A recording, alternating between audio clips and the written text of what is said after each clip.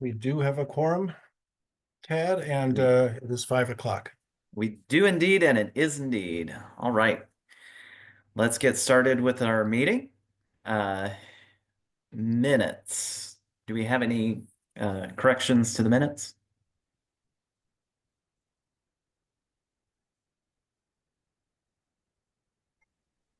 I have a question Yeah. about minutes. On page 4, the motion regarding let's see.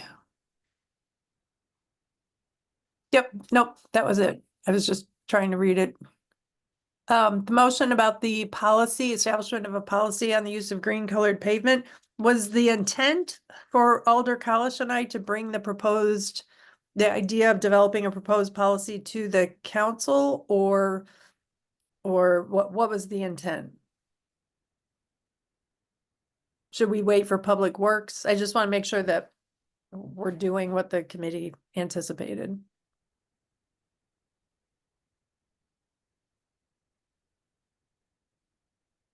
Since Tad, you're not, I don't know if you have a comment on that. Otherwise, I will tell you what I've been doing. So I forwarded this recommendation to our city engineer in mid-January.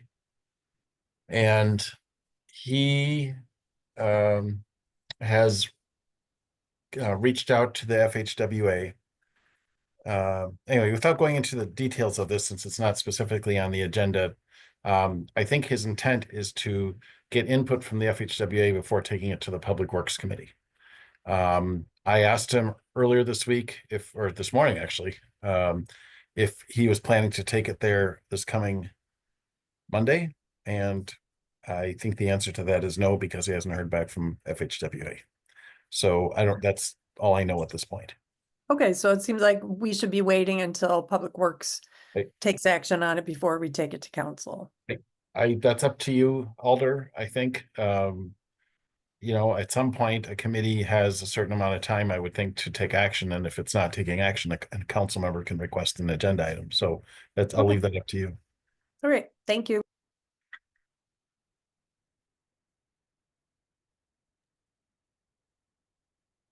Any other questions or comments on the minutes? Hearing no corrections, the minutes stand as read. Item 1, Complete Streets Policy Report. Mark? Yeah, thank you. So this is the first time that the committee has, or that we have prepared as staff, a report on the Complete Streets Policy adopted a couple of years ago. So I can already think of ways to improve this for next year, but at least this was a first shot at it. And I would welcome any feedback you have to help finalize this report, at which point I'd like to provide it to the council for their review, especially since that came up at a recent meeting where somebody asked for an update on our Complete Streets Policy. So I was thinking tonight that you would discuss this and give me guidance for how to finalize the report to take it to the council.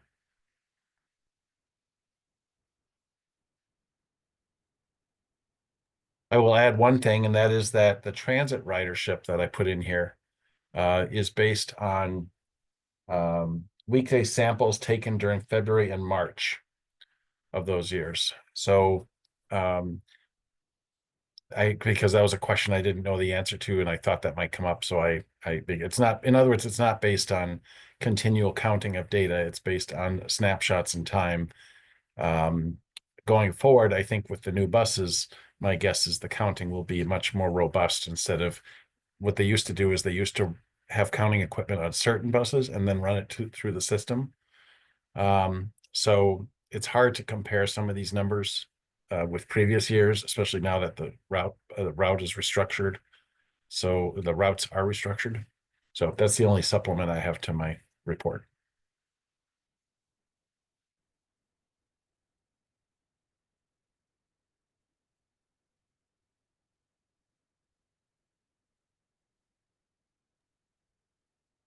Discussion.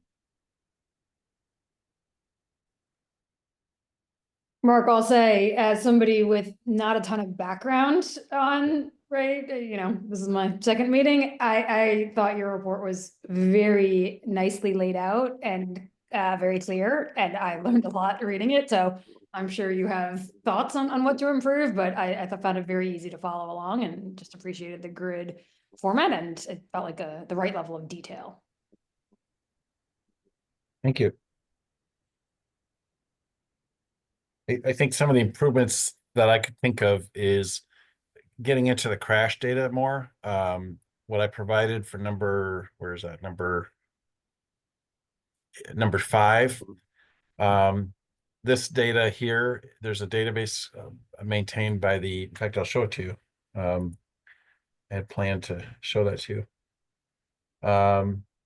It's maintained by it's called the WIS-Trans portal system from the TOPS lab. It's like Wisconsin Traffic Operations and Safety Laboratory. And I have as of actually today, I had the public access, but now I have detailed access for being able to look at individual crash reports. It took a while to get that access, but the map that I could refer to, see if I had the map handy. Yeah, here, let me find it while we're talking. So the thing is that the public has access to a map that shows where accidents are by crashes are by certain, you can filter it in certain ways. And but it doesn't generate a report for the city, at least not that I could figure out. So there are some opportunities, I think, for improvement for next year. I coincidentally used to work with crash data back in the 1990s. Way back was my first job, essentially. My first professional job in Wisconsin was working for DOT and developing a GIS database for crash data. So a lot of this is still familiar to me. I just didn't work with the data as much as I could have. And I didn't want to get too lost in the weeds because there were 237 crashes, and I don't feel like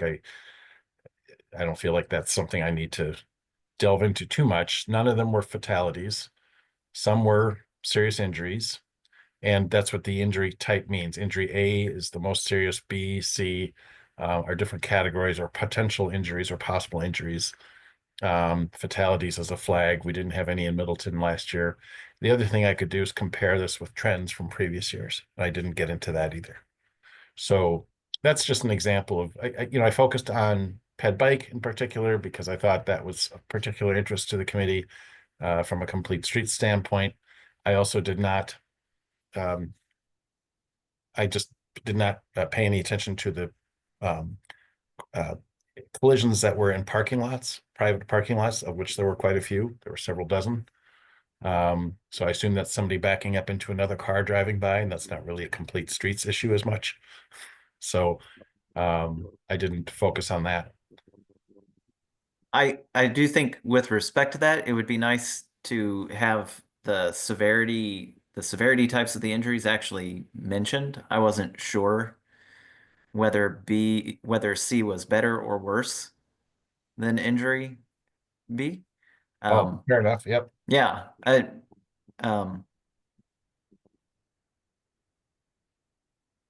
That's a good point. I'll add that was one of the few things I wrote down as something that I would love to know more about is a complete list of the crashes. I think that table whet my appetite, and I was just curious where the other 215 or so. Yeah. So something to think about for next time, and being able to plot it on a map, I think would be even better. So something for next time.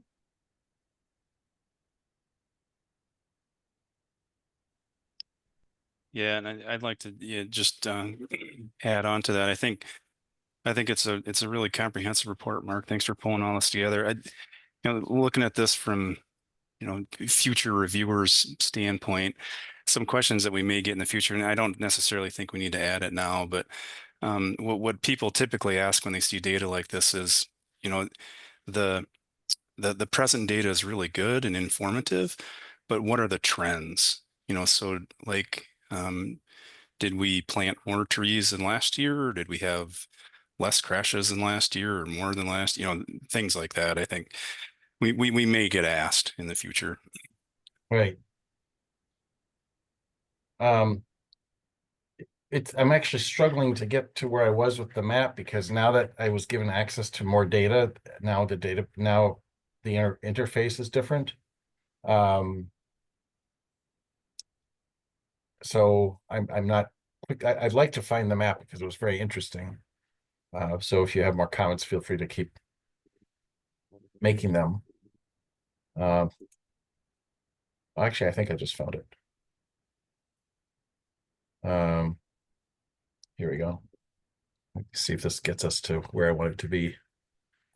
Looks a little different from what I researched the other day. Unmapped crashes basement. So there's a way to filter this by. This is still different from what I had.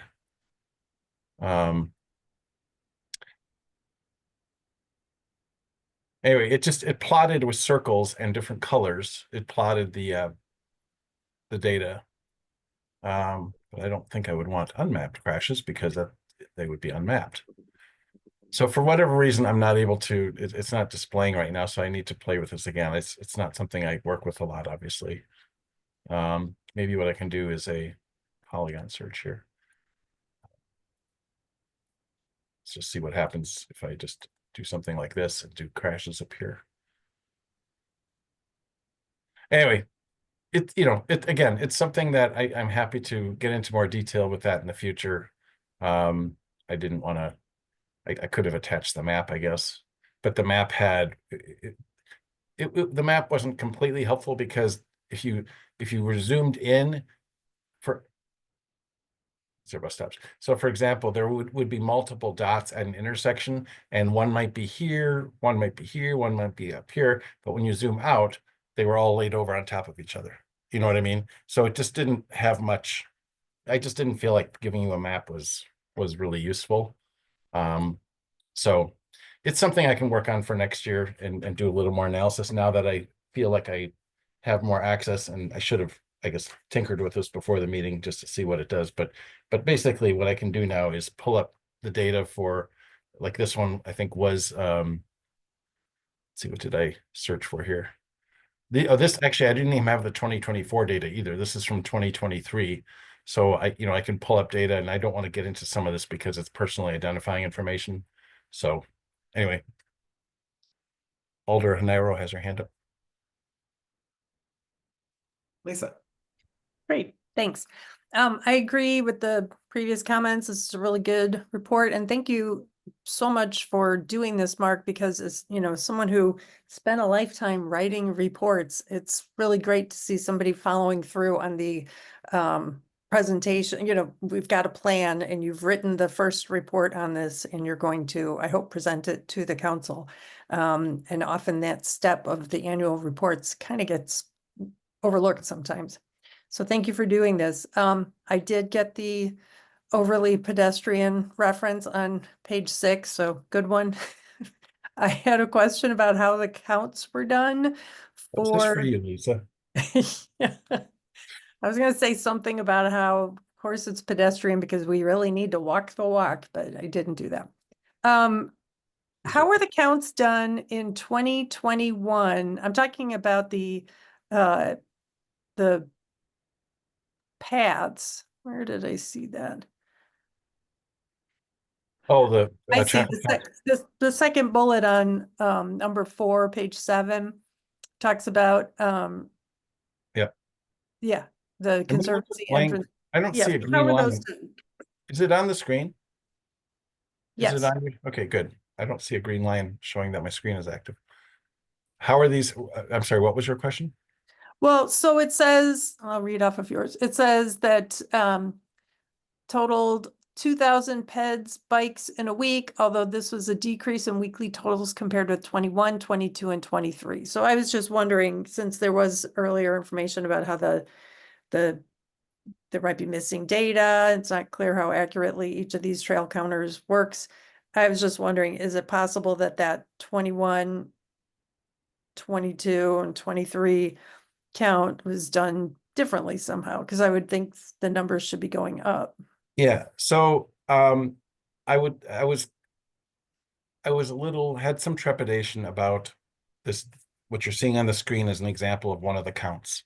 So there's a little gap here where for some reason it wasn't counting. From what I understand, the city does not actively monitor these counters. I asked Kevin Short, our public in our Parks and Rec department, if he could produce a report from one of these counts, and this is what I got. You know,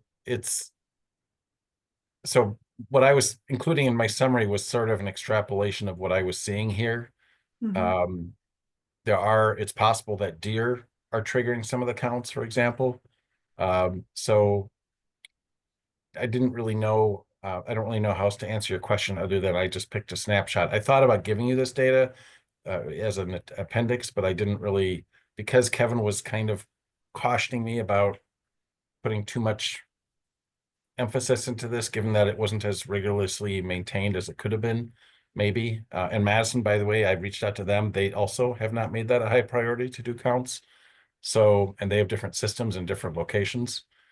So I guess I was trying to be a little more general. Good. I'm not really answering your question, but I was just concerned that we would read too much into this when there were some questions about the accuracy and accuracy of the data. Right. Well, and that's kind of what I was getting at. And I know Yeah. you've got a draft recommendation to assess the quality of the data collected by each automated counter. I think that's important because we want to make sure that we're basing decisions on good data. Page 7, the bus ridership. So there obviously was a drop after the pandemic hit. Is it safe to say that we haven't yet fully rebounded from that? And is Madison Metro seeing a drop, a similar decline? Just write this down.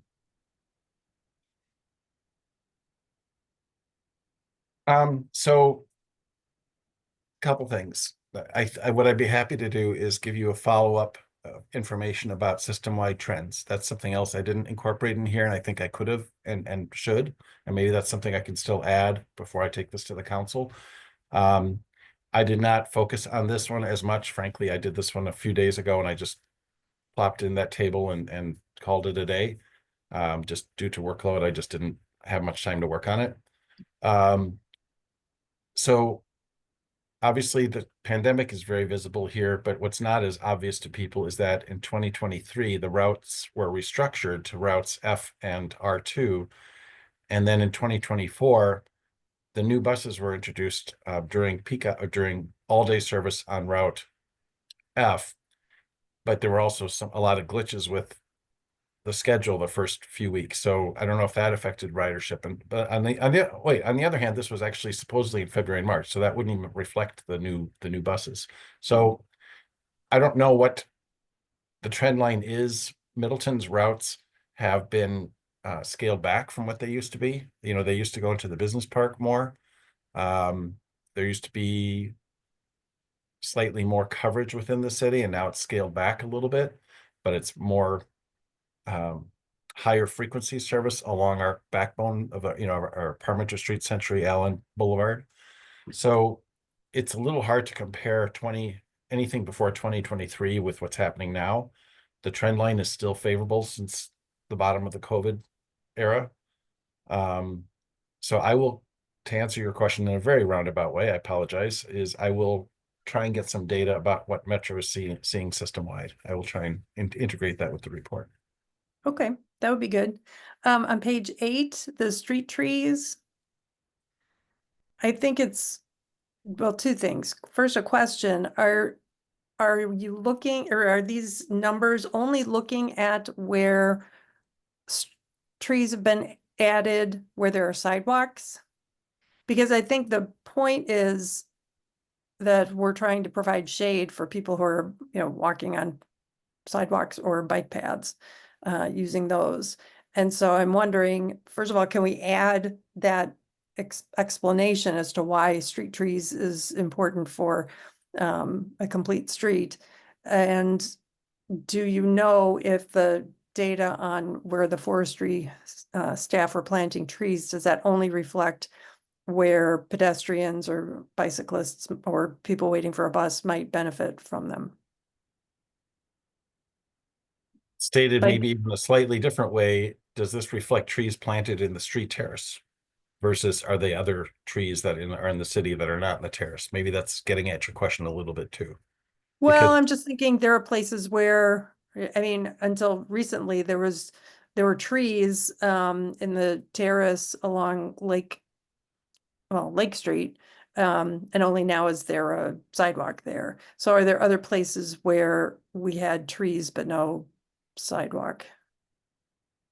Like High Road, north of Oh, I see. Drive, you know. Yeah, I mean, I don't know the answer to your question. Most of our streets have trees, but obviously there are street trees where there aren't sidewalks as well. So I don't know the answer. And Okay. I'm not sure how granular the data is from Kevin's. Great. I was actually impressed he gave me as much as he did. No, that's good to have. So Finally, I think, well, a couple of things. I think I'm hoping you're planning to give a presentation to council, correct? And not just forward it to council? I haven't spoken with the city administrator about that. I If you're think it would- requesting. Yeah, So I maybe think- that's something that comes out of this is you're requesting that. Okay. I think that would be a really good idea. And I wondered in the recommendations, do you want to address any of the challenges that the city faced in trying to implement the complete streets policy? Or is that maybe something for next year's report? And I mean, to me, an obvious challenge is the issue of this committee making recommendations that then don't get carried forward for whatever reason. Like the green paint or raised crosswalks.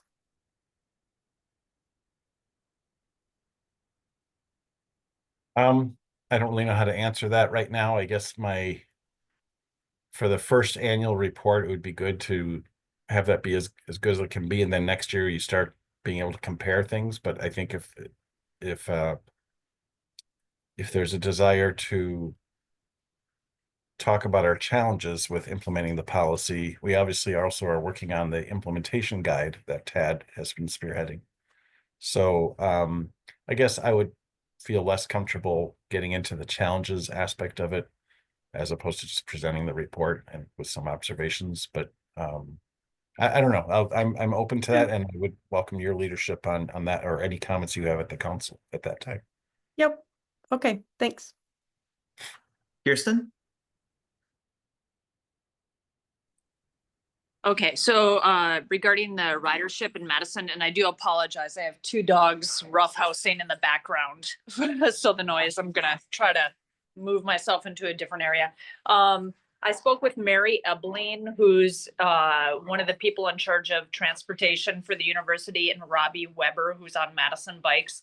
And both have said that ridership in Madison is at an all-time high. I'm not sure number-wise, but I could probably get that. But ridership for Metro in Madison both did say it's at an all-time high. Are you sure that wasn't since COVID? Because ridership, from what I understand, and I can get data, I just Yep. It was in the early 2000 teens is when I always thought we had our peak, but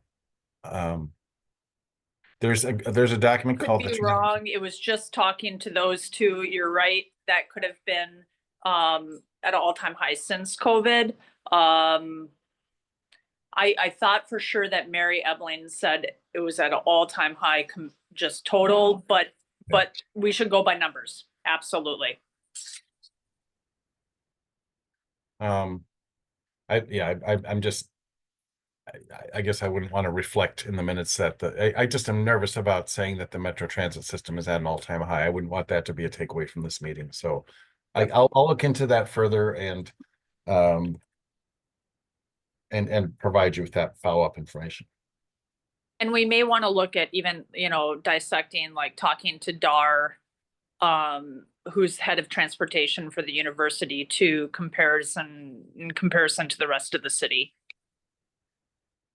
That's fair. Brad? Yeah, just a quick question on the crash data. Is there value or does it even exist for bicycle versus pedestrian accidents? And is that worth tracking? You mean, just, Like on our paths, an accident between a cyclist and a pedestrian. oh, with no vehicle involved per Yes, se? with no vehicle. That's a good question. I don't think the database is limited to there only being a vehicle involved, like a motorized vehicle. I would assume that the crash database reflects all reported, I should say reported and reportable incidents. But I'll look into that too. I'll find out. Okay, thanks. I was gonna tease you, Mark, about bicycles are in fact vehicles in the state of Wisconsin. Thea. Well, that's why I said motorized. That's why I changed it. I'm aware of that. I know. Thea. Yeah, another question suggestion for, again, future versions of this, but so I really like number 9, the efforts to engage affected residents, underrepresented. And I was wondering if perhaps there was also, maybe it's embedded in one of these 9 indicators or an additional one, but kind of a deep dive on the safety of vulnerable populations. I'm thinking specifically of elderly, so honing in on senior centers, right? Elder residences, and then schools. School safety, right? Crossing safety comes up a lot in the conversations that I have. I live right by the high school. I see high schoolers all the time dart out into traffic and University Avenue.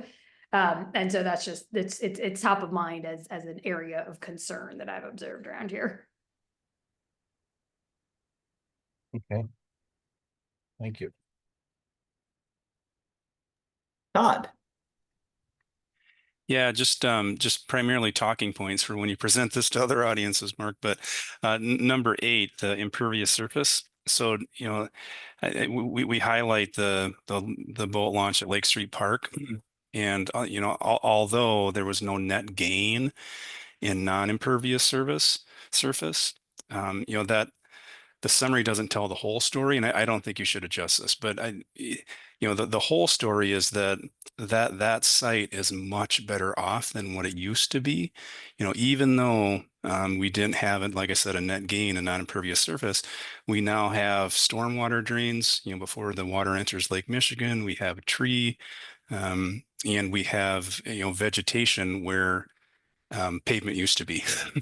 So I just want to make sure that people don't look at that and say, oh man, we didn't have any more loss of impervious surface. But if you look at it more holistically, it's actually a major benefit to that particular area. So just a talking point there, and then also to kind of piggyback off Alder Haniro.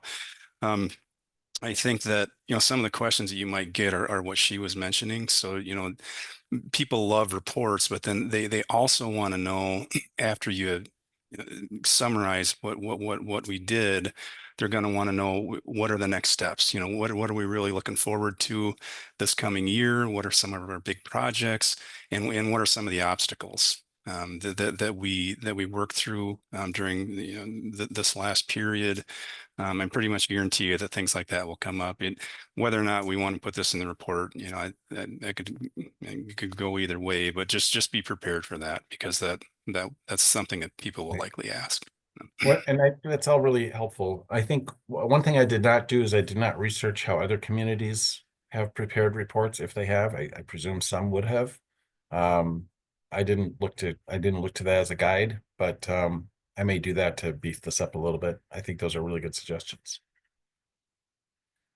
I was able to research the transit question quickly, and it's because I knew this report existed because it was something reviewed by the Madison Area Transportation Planning Board, the Greater Madison MPO, last night, and I just didn't know the details, so I had to pull it up. But Metro Transit ridership peaked. This is really small. Let me make it larger. so it was just under 15 million trips. But then there was a decrease, had fallen to about 12, just under 13 million by 2017. And then now and then it grew a little bit again. Then it decreased by nearly 64% during COVID. And now 2023, they say it's 72% of the 2019 pre-pandemic ridership. So I would say that the statement that I would not be comfortable saying that we are at the all-time high ridership. I think we are since COVID happened. I think we are, the trend is positive, but I don't think the system as a whole is carrying more riders than the peak in the 2010s. So that's just my initial, what I'm seeing here initially. So that makes our numbers actually in that context, I think that makes the numbers more reasonable. We had the decline in COVID, and it's been increasing steadily, but still a little bit below the peak. So I think that makes our numbers relatively comparable to system-wide averages.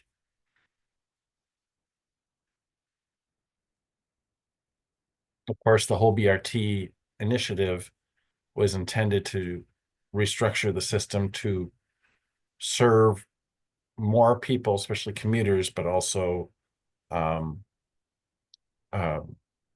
trying to serve some of the underserved communities. They restructured the system in a way that really tried to connect these communities, but there were some left behind, like Owl Creek and others in Madison. So it's not a perfect system, but the way it was restructured was to try to appeal to more of these discretionary transit riders, people who may have access to other means to get to work or wherever they're going shopping. But now the system is running more efficiently along key corridors and in a more comfortable facilities, and therefore you're able to attract more riders. So I think that's the thinking behind the migration to BRT, a BRT anchored system. I can add that anecdotally, as a bus rider, I've seen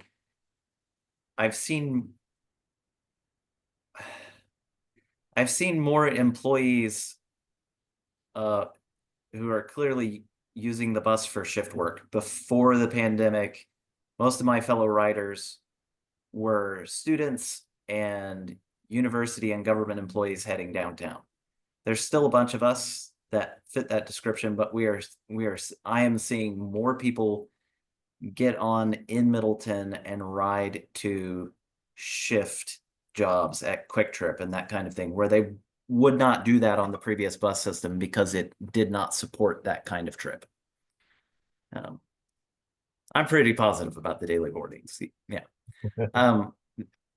The only thing I have to add is that when we add this report to the website, let's make sure we add it a link to it to our committee page, and then for future reports, let's just keep adding those links so that people can compare as they go along.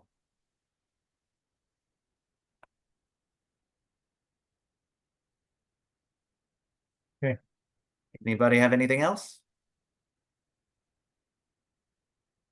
What about the recommendations that I made, the draft recommendations? A couple of you commented on it. Is there anything else you feel I should include? Obstacles, I heard. I think I would try to figure out a way to phrase a recommendation to prepare for or plan to budget for additional work in 2026. Which bullet are you referring to? And I'm sorry, they're not Just numbered. a draft recommendation. I was thinking about different things, and in fact, we're going to be talking about the LPI programming. Maybe if there are projects that like related to that one specifically that can't be undertaken this year, we can include them either generally or specifically in our draft recommendations. Or maybe just give a heads up that this So are you committee. suggesting adding, I first thought you were saying I should change the term draft recommendations, but I think you're saying I should add one.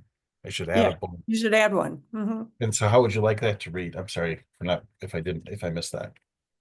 I'll leave the wordsmithing up to you, but just, kind of like a heads up to council that Ped Bike and Transit will be making recommendations for how to continue our progress in implementing the complete streets policy for the 2026 budget. Something to that effect.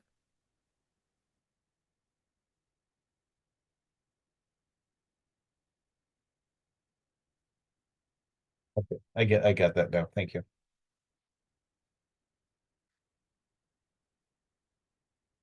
Okay.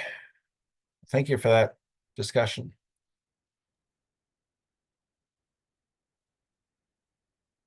Item 2. So, The LPI report for the traffic signals. So this is a referral from the Public Works Committee. Tad will recall from his time on the committee over the years, and a few others of you as well were involved in this. So this was at least 2 years ago, I think, that the committee identified a desire to look at LPIs at traffic signals. And so I'm pleased to see that this report, this analysis has been done. And Public Works Committee is inviting your feedback.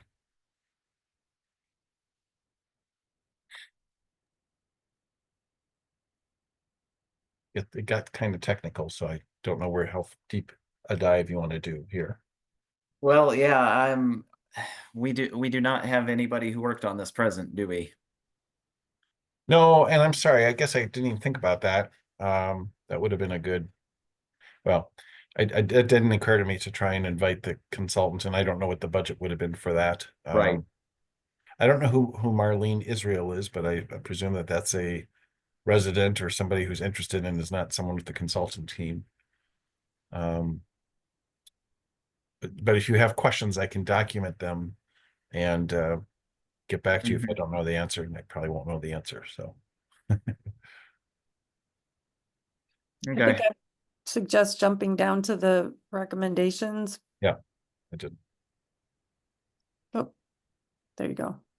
I mean, my initial thought is to do the low or no cost ones. I think that's Allen and Maywood and Airport Road and something, I forget which. And then I would also recommend doing the ones that, or some of the ones that require a new controller hardware. And those would be Century Avenue and Park Street or High Road.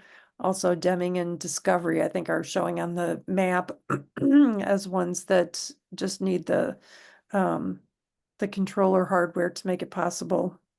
And then I think it makes sense to incorporate, well, it looks like it's already possible to do this at Century and Allen, but those are, I don't know if those are getting replaced or not. But changes that would benefit LPI programming should be incorporated into Allen and Century, the Century Bridge project, and even the Parmenter, even the Parmenter Street project, if we can, I think.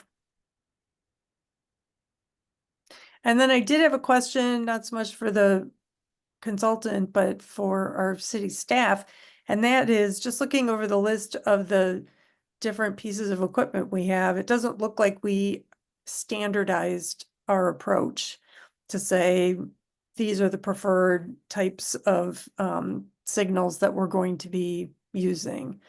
And I just wonder if there's, I mean, it almost seems like whoever won the bid, or, put in the lowest bid and got selected, was able to choose their own preferred equipment. And I wonder if there's a need to standardize that in the future to make it easier. I mean, that's what the Public Works Department does with their vehicles. They want a standard, Specification. Yeah, right. So just something I wondered and thought maybe we should be looking into. I will ask Sean that question. It's a good one. So Todd. No, go ahead, Ted. Well, I was gonna say from one of the consultant notes on some of these intersections, at least one of the problems, I'm gonna call it a problem, Lisa, is that a lot of our signaling equipment is older.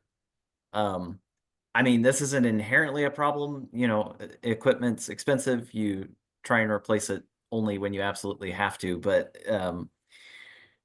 as a result, a lot of our equipment is functionally a bit on the older side. So specifically, when their two LPI recommendations, they specifically call out equipment that is more modern.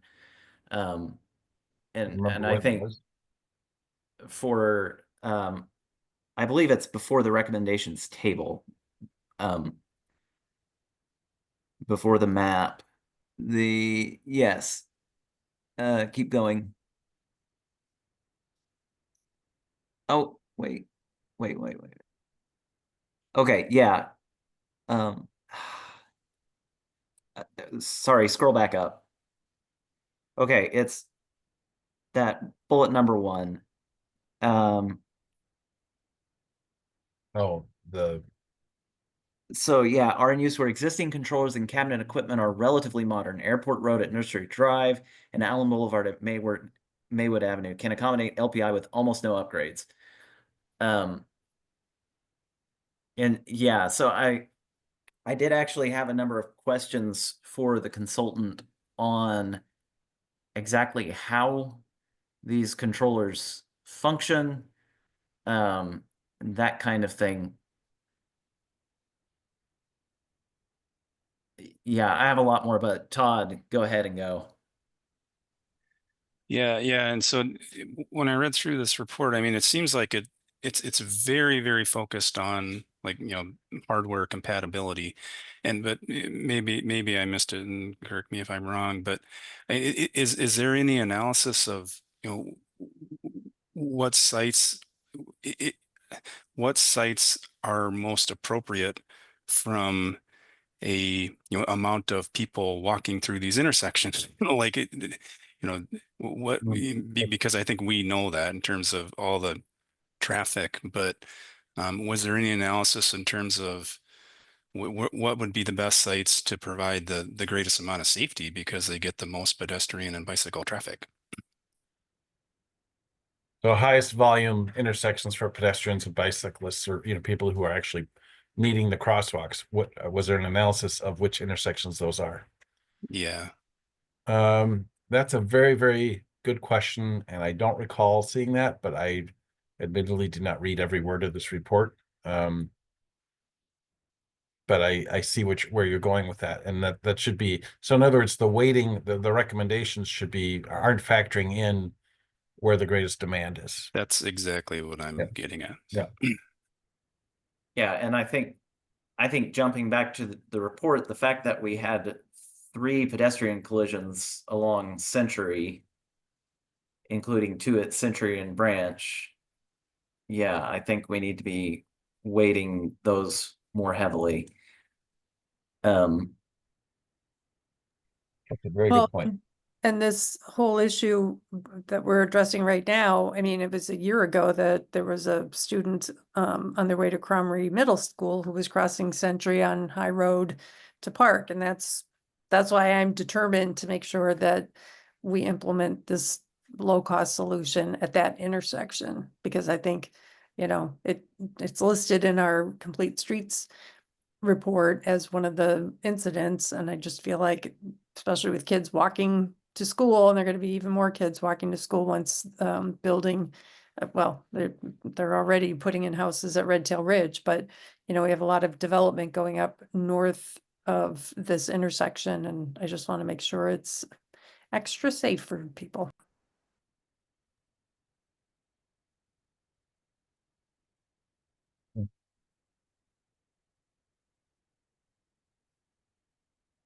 So I do have to admit that this is kind of a personal issue for me, because this is literally the reason I'm on the committee at all. The signals at Century and Donna Frank Lloyd Wright were quote unquote upgraded in 2021, And in my opinion, and I was someone who was already basically fighting cars at night to cross that street when it didn't have a protected left turn, the changes made it more dangerous, and I have since stopped using that intersection altogether. And this is a recent change to the hardware, and I see on this recommendation that it's a high cost to basically to make a what is almost certainly a popular intersection, since it's there for a shopping center and it's a major connection for kids going from Middleton Hills to Cromery or to the high school. It's very frustrating to see. I guess this is very much connected to Todd's point. It's very frustrating to see it labeled as a high cost thing. And I'm aware that budgets are real, but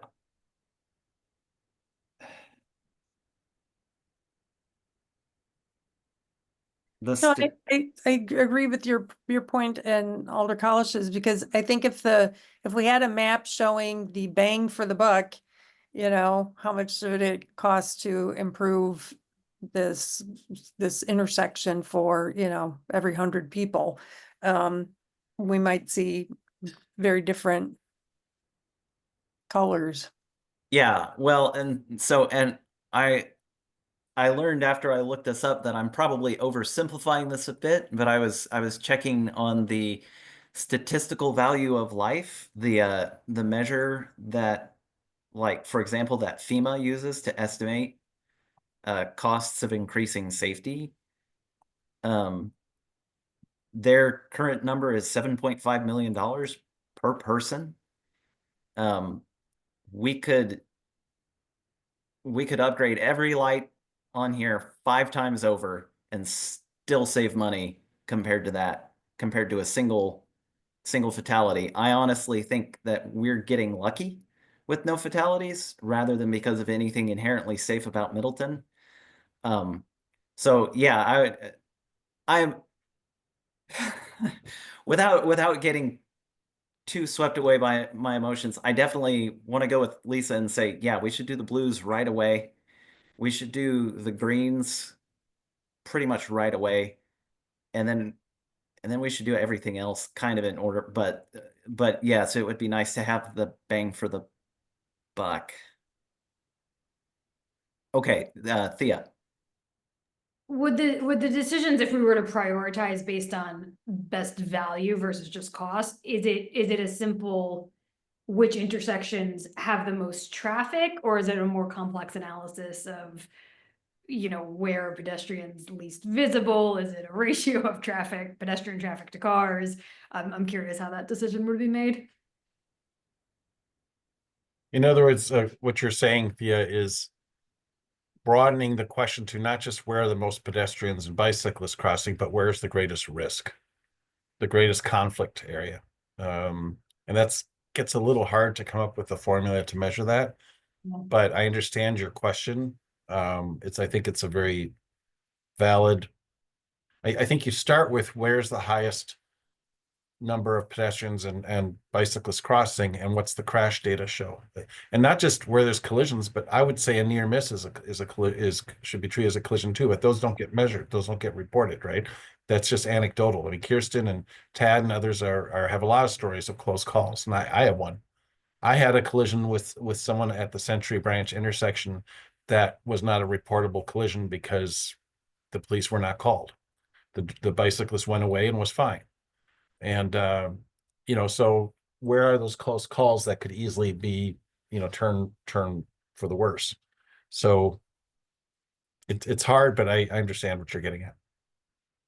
Yeah, and I think also just connected to that same intersection that I just dislike so much, on the west side, it's fine for a pedestrian.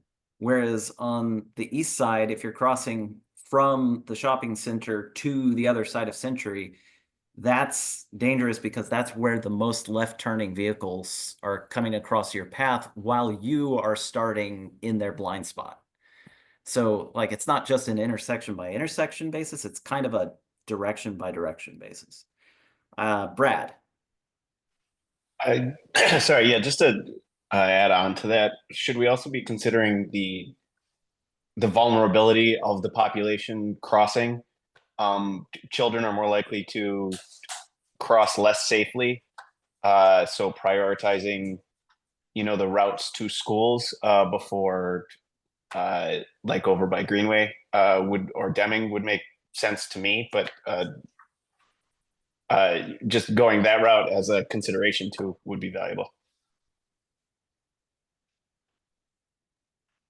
Kirsten? Yeah, I agree with Brad, and Tad, you too, with the turning. It's, I have found walking so much in the city that it's the volume of turning traffic that is the biggest issue. So, Park Street and University is a really bad intersection to cross, especially on the co-op side. So it would be on the east side.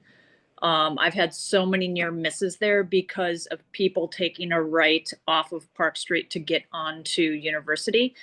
It's almost all my near misses is turning traffic, like you, Tad. And that intersection right there too, you get a lot of high school kids going over there for lunch during their lunch hour.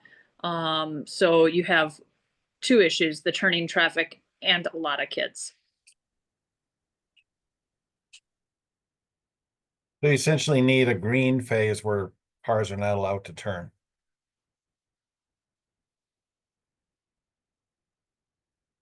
Which is interesting because communities, there's oftentimes an effort to say no right turn on red. Well, a no right turn on red is an important feature, but sometimes under what you described, when there's a red light, a pedestrian is not supposed to be in the crosswalk.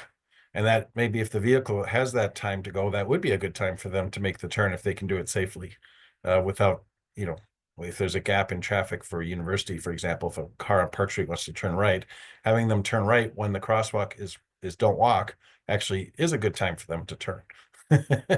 So, And it's too expensive to use the lights that like along the path on University by Spring Harbor School, where you have, the green light for the cyclists and the pedestrians, but the no turn, having all of that would be far too expensive on every intersection. That light that comes up that you cannot turn right for certain periods during the light. This one. Yep, that one. Yeah, I can't see us putting that in Well, everywhere. yeah, and as an aside, I asked for that to be to be considered as part of the design of the Allen Century intersection. I asked for that after our committee meeting. I don't remember if we discussed it during the meeting, but I thought of it afterwards. So, And that's 2 lanes, like that's multiple lanes and fast Right. moving traffic, so. Yeah. So we'll see. This is good feedback. Thank you. Tad, you said you had a variety of questions. I would encourage you to send those, type them up and send them to me. Yeah. And I can forward them through Sean to the consultant through Sean. All right, sounds good. Does Do anybody we else have need a lot of Oh, sorry. do we need a motion for Um, the prioritization or no? Yeah, I was just about to start a good going idea. through that. Okay. One of the things I'm recording for the minutes is a discussion about factors to consider when evaluating prioritization of intersection improvements. Yeah, yes, that's great. And I think we should pick at least, we got 17 possibles here. I think we Yeah. should at least pick like 5. Yeah. To recommend right now, and then we'll include the factors that we're considering. Exactly. Yep. Perfect. Yep. And it wouldn't, the factors wouldn't be part of the motion, but it's basically so you have your recommendation that you're discussing in terms of priorities, but recognizing that there's a variety of factors that affect an intersection's safety and prioritization. Yeah, that's how I was thinking. Exactly. So I do think, so I'm gonna propose we definitely recommend intersection 9, partly because it's basically only the cost of sending the technician out. That's the, yeah, Alan Maywood. Alan and Maywood. Also, it's honestly a good location. It's on the multi-use path. It's right next to a neighborhood. There's the Heritage Senior Living is right there. There's that whole strip mall there. If I'm heading to that strip mall after work, I usually get off the bus there. So I think that's a good spot, and it kind of demonstrates many of our principles. Yeah, just to add to that, Tad, sorry. Mm-hmm. I've had numerous complaints about that spot as well, in terms of safety. You know, folks, this is in my district, and I've had, you know, since I've been alder almost a year, I don't know, 9 or 10 calls about that particular intersection, saying that they don't feel safe crossing, and please do something. So it's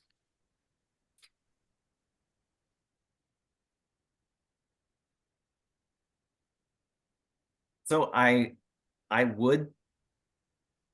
So I want to talk about 6, which is Allen and Century, really quick, just because it's green and that's good, but we are already planning to build that stuff into the redesign, which is happening later this year. Trying to get 2 things on the screen going. Yeah. Number 6, you said. Yeah. So one approach I was thinking just now is, here's what I was doing. Mhm. So I'm basically saying, here's the intersection 9 and what was the rationale. It's a compatible signal, signals, land use, transit, service, the path that's there, and complaints about safety. So intersection 6, I'm sorry, what was your rationale there? Low cost? No, I actually wasn't going to suggest it yet. Oh, I see. Okay. Because that's I guess that's my question. Do people feel that this is all of our recommendations, or if we're already thinking about doing this stuff on a project at that intersection anyway, and this is the really great example because we're already planning to do that this year anyway, right? Right. That's a good point. Yep. Do we include that in the recommendations? Well, I think I can have the minutes reflect that there's a question as well, the design, Well, there's something you go ahead. Well, Sorry. yeah, I yeah. was gonna say, I think we Review. use the recommendation that they put on page 17 of the packet. The team recommends upgrading signal equipment for compatibility with LPI functionality during future roadway improvements. Okay. And then they list those 2 specifically, and I'm wondering, can Public Works use that existing equipment at Allen and Century, even with the new design? And if they can't, can they redeploy that somewhere else where we have old equipment? I have a feeling that it's not that simple to redeploy signals like that. Depends on how things are, Probably, yeah. but I understand what you're getting at. Mhm. Yeah, I guess so. So this is a question. This is a question, right, for everybody besides Mark. Sorry, Mark. Do we want to include the consultant recommendation number 4 intersections as recommended intersections, or you know what? Never mind. Let's just do it. let's just do it as a way to reinforce that that's what the consultant recommends. I'm getting too attached to the random number I threw out. Okay, So what you just said is, so numbers, consultant recommendation 4A and 4B yeah, equates to intersections 5 and 5 6. and 6. Yep, And that's what okay. yep. Obviously, someone's going to be making a motion here, and you're kind of brainstorming this or working through it right now, but I just wanted to document. Yeah, thank Okay. you very much for that. That's Yep. very helpful.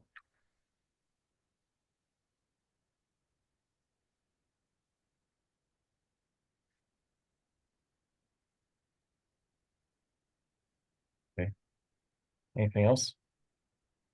So I am going to suggest intersection 4. I was going to say, I'd like to suggest 3 and 4. That gives us one low, medium cost, forget what the mid cost, and one high cost, because I have had complaints about the Frank Lloyd Wright intersection. In fact, there was a incident with a bicycle, a student.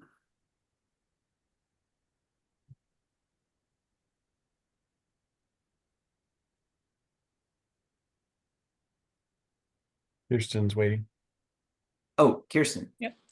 And I would like to recommend 11 and 13, even though they are higher a cost, because of not only the volume of pedestrians, but because of speed of traffic and the volume of cars making turns across the crosswalk.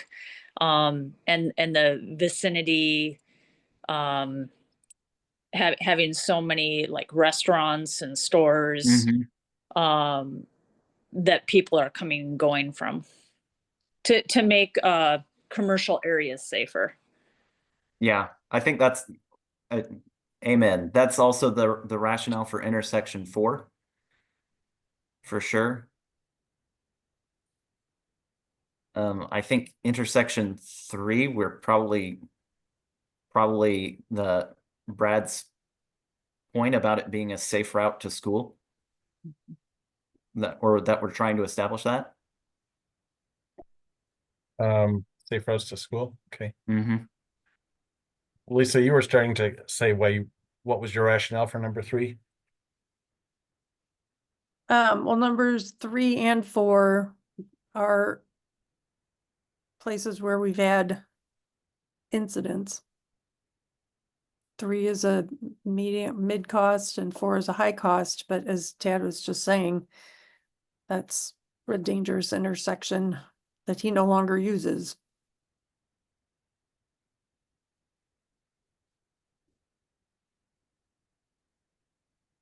Yeah. Yeah, I wanted to second Kirsten's recommendation on 13 and 11. I would also add 12 for all the reasons she says, but also because that's a main thoroughfare for the high school students crossing. And I know we've had incidences there. I think there was a young man on a bicycle who was hit in the university intersection with a car turning. I forget exactly which way. But I think that would be reflected both in the crash data, in the vulnerable populations indicator that we've been discussing, and then all the commercial reasons as well.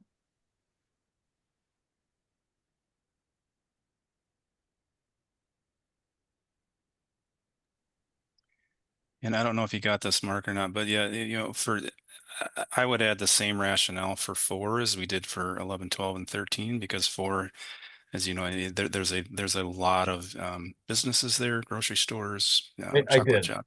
Yeah, you I got that okay. right here. Yeah. So I took the liberty, I wanted Lisa to see, I'm sure she saw it, but I just wanted to call it out. I took the liberty of combining 3 and 12 for the same reasons, proximity to schools and or incidents. I felt like those were the same things were being mentioned. Maybe I'll get the cost data out of here. Yeah.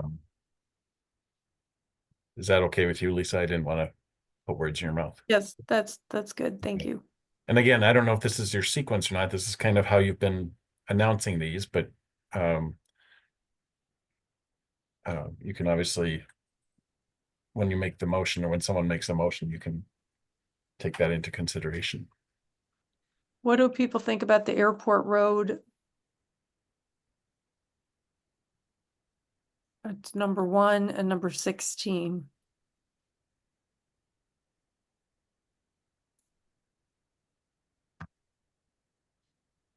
I don't know those intersections, I don't go through them that often. 1 and 16. I don't see, well. Oh, okay. So one is a low cost one. And very little pedestrian traffic there. And 16. There's probably not too much pedestrian traffic there. At 16, there's the path to the north that has a bridge, that people can, if they want to travel east-west here, chances are they're on the path. Okay. But we are complete streets oriented, so obviously we want to make sure it's still safe to cross the street. Kirsten? Yeah, I've seen very few pedestrians at 1 and 16, even with Kia, because 1 is right by Kia Sports, right? Kiva, yeah. Kiva, I'm sorry. Yep. Yeah. Yeah, and I've seen so little pedestrian. I bike that multiple times a week at all different times, and I rarely see pedestrians using that. There has been more turning issues because of people coming from the gymnastics academy in Kiva. But I mean, I don't know if I've ever even seen a pedestrian trying to cross there, because they oftentimes take the Fireman's Park path Similar for, if they're biking. yeah, similar for 16. I'm there at rush hour. I drop my kid off at daycare up at Primrose, and I do that turn all the time. And very, very, very rarely do I see pedestrians, and that should be at the busiest times of day.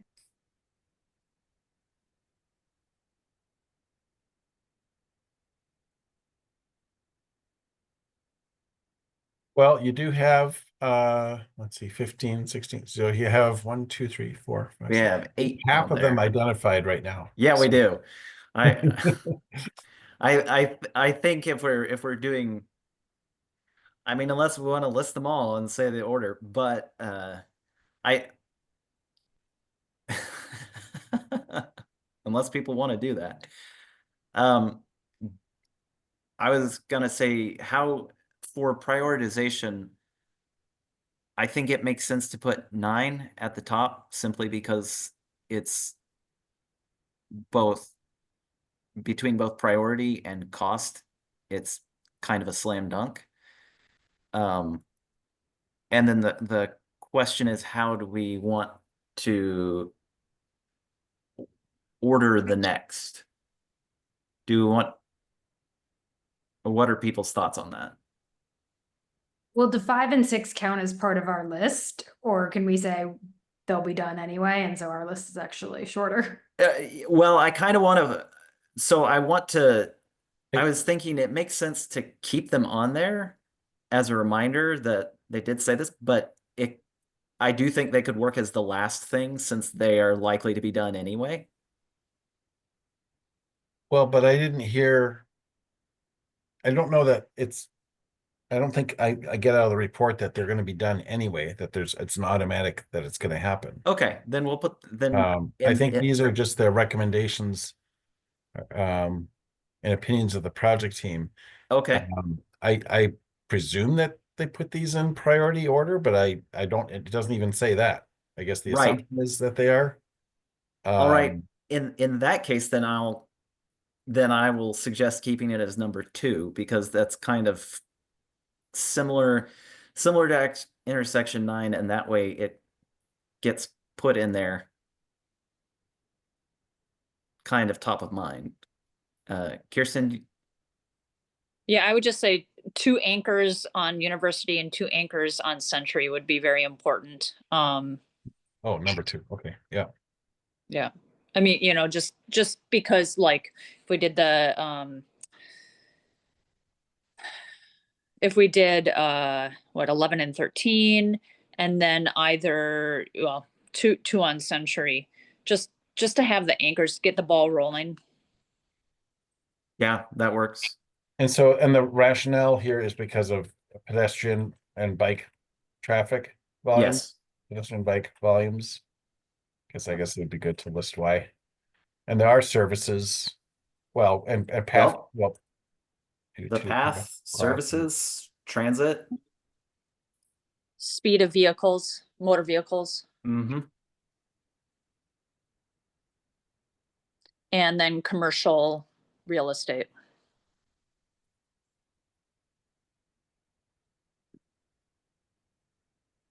And volume of turning vehicles. That's true too. Come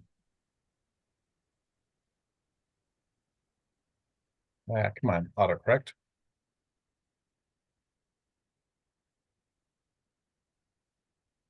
I don't think I need to do, well, I'll put that in separately or something smaller.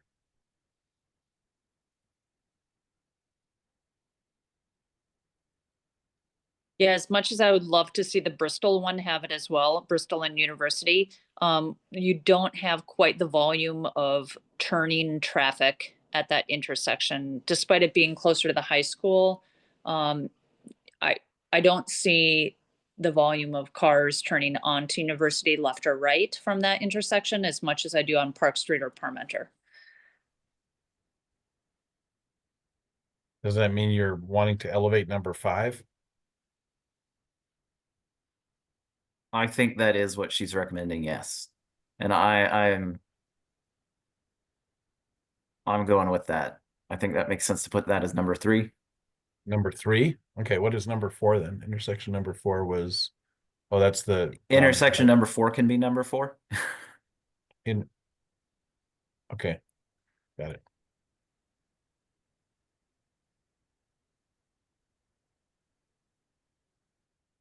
So on that proposed order, how are people feeling about that? Good.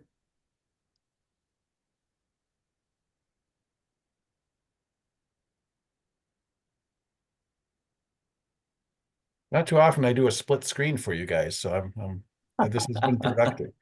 Yeah.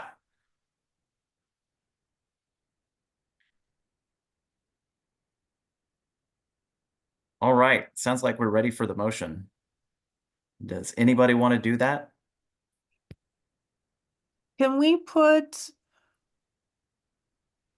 I really would like to see number 3 get done like as soon as possible. Since Public Works kind of. Number 3, you mean the intersection 3, I'm sorry. No, which one are you referring to? I'm sorry, intersection 3. Okay. Okay, I think I think it should rank higher than the Bristol intersection. Does Bristol have no left turn onto it? It Bristol from a vehicle, One of them. there's not a left turn signal for any phase of any No, I leg. know, but Yeah. I think there's a.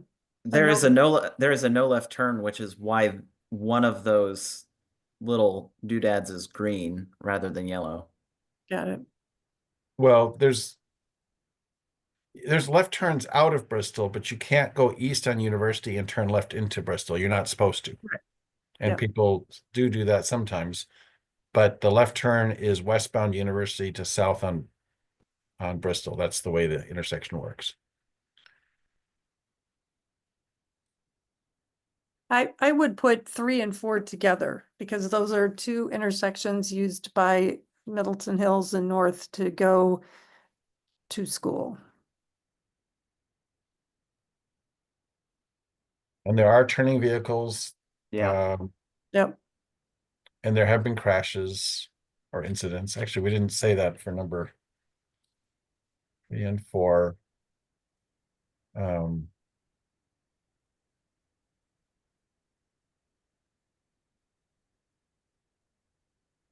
And Century has the bus traffic. I mean, that's our bus route, whereas University in this area. That's a good point, actually.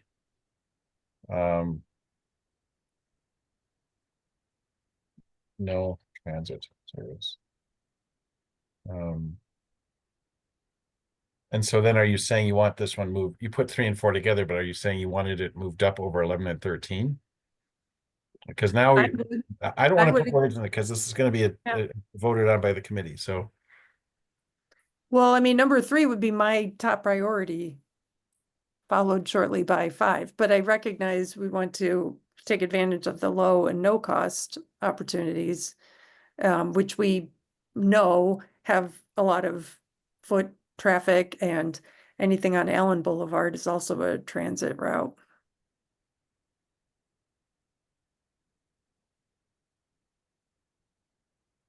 I guess if I could be convinced that all our top recommendations and these 5 bullets would be implemented, I'd say, yeah, you know, keep it where it is. But if that's not going to be the case, then I would ask for it to be, for the committee to consider moving it up to switch with 11 and 13.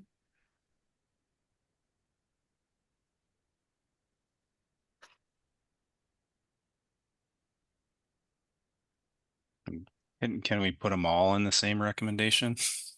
Just as an option, but because it's really hard, to get Yeah. this level, because I Yeah. think 3 and 4 and 11 and 13 in my mind, they all 4 of them have the same justification. All of these have justification. Yeah. Mhm. I don't know if that's, if another committee would say, well, can you parse these out? And I think maybe our answer is no. Yeah. We feel that all 4 of these are critically important to move forward with. That's a good suggestion. I would support that. Gonna call 1 3.1. No. All right, so you want to lump them all together. 3, you want to lump 3, 4, 11, and 13 together. Turning vehicles, proximity, actually, this is sort of similar. Do 11, 13 have, actually, there are crashes. Okay. I think someone has a hand up. Kirsten does. Oh, yeah, Kirsten. Yeah, I just, this may be for the next meeting too, but because we're talking about all of this right now, can we also discuss, because we're going to be reworking the signaling, expediting the walk sign when the button is pushed? Because there are several of these intersections you can be standing at for 4 minutes before, especially during rush hour, before it will turn over. So I think it's really only during rush hour, but we shouldn't be making pedestrians, especially in a winter climate, wait outside for 4 minutes to move cars more quickly through an intersection when they are protected. So I don't know if that can be rolled into this, but since we are looking at the signal stuff, we might want to. Hey, can you say again, expediting the walk signal when what? When the button is pushed, when the walk button is pushed, Oh, so to have it turned over faster. um, Madison does that. increase response to walk signal activation or something like that. Yep. It would just be nice to put that in with all of this, because again, it's Yeah. making it safer. People aren't, we're gonna lower the risk of jaywalking. And then again, people who are not protected by controlled climate vehicle are, given right of way faster. Yeah, okay, I'll use easier language. Okay. So that could be part of your recommendations from this report. I like that. Yeah, that makes sense. All right.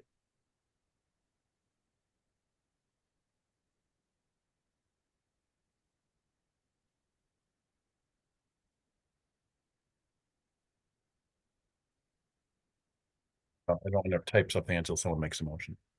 Tia has her hand. Yeah. Perhaps related to this, I'm sure you all have discussed, but I've also would love to at some point chat about the walk signal beacons and when they're best deployed and how. Again, when I see the high school students jut out into oncoming traffic in university, I worry about them. But I don't know if a beacon signal on university would actually do much good. So something for a later date. I don't know what you mean by a walk beacon signal. I'm sorry. I think she means a rapid flashing beacon. Yes, flashing beacon. The RFBs? Yeah. Oh, and what specifically were you saying? You wanted That just again, like just the high school students who dash out into traffic. I watch them almost get hit by cars all the time off of University. I'm on University in Middleton. And so this is somewhat separate, don't mean to derail, but if a flashing beacon would make sense at that intersection, it might not. I just, cars may be going so quick. Oh, at Middleton Street, you mean where there's no signal? There's nothing, yeah, Okay, so. sorry, I was thinking Bristol. I always get those two. Nope. The other Yeah. one example is Parmenter Street at Lee Street. That happens too. Uh-huh, yep. We don't have a waiting medium there though, and crossing No. 4 lanes of traffic with an RRFB would not be safe without And a stop. waiting pad. Mm-hmm. Fair.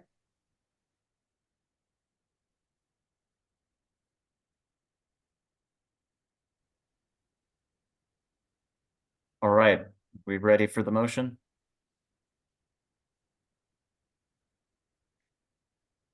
Does somebody else want to make it? It's your chance to get in the minutes. Otherwise, I will move that we recommend to to the Public Works Committee to prioritize intersection 9 for the stated reasons, intersections 5 and 6 for the stated reasons, then intersections 3, 4, 11, and 13 for the stated reasons, and finally intersection 12 for the stated reasons. Do I hear a second? You want to also add to that? Yes, and we add that we would like faster responses. This is Kirsten. I second it.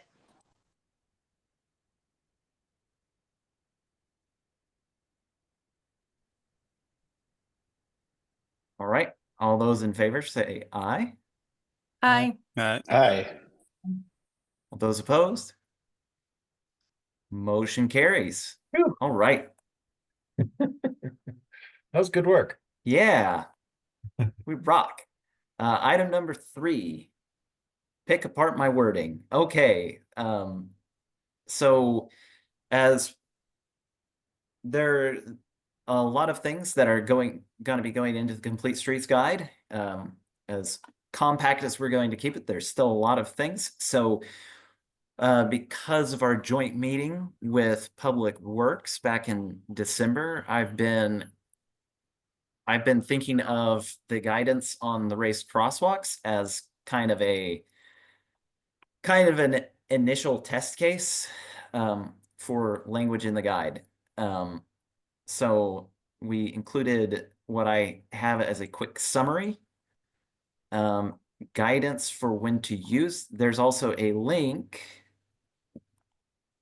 to Minneapolis's street design guide on the same topic, which is a very cool page. And I included it not just because of I want to plagiarize it a little bit, but specifically because while I think I have slightly different feelings about the when to use, partly just related to our technical language versus theirs, they also have sections on drainage, speed hump element, height, etc. that we're definitely, and yeah, the winter plowing one in particular, various things that we're going to want to consider too. So kind of pretend that some of that is included in where we're going with this. So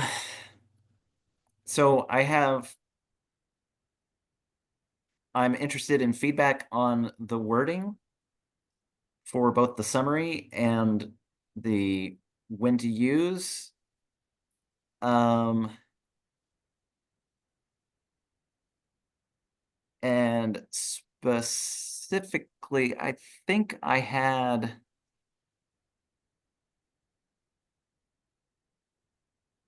a question mark at the beginning of 3 because I wanted to kind of discuss that a little more. And that's also why number 6 is just a question. Kind of a follow-up to number 5. So I don't know if anybody has any specific things right this instant.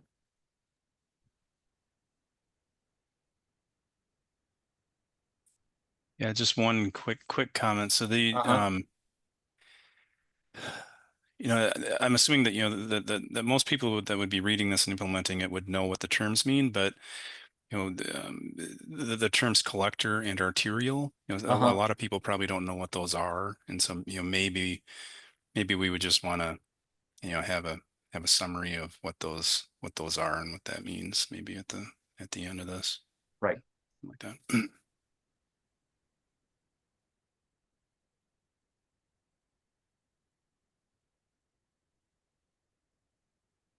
Brad? Yeah, just to add on to that, are the streets clearly like each street has a designation? Is that assigned or is that to be determined, whether it's a collector or a local or arterial? That is assigned. So that's established? Okay, Yep. that's all I needed. Thanks.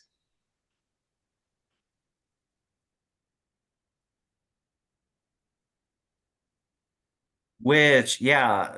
So I guess, Mark, if you can scroll down a little.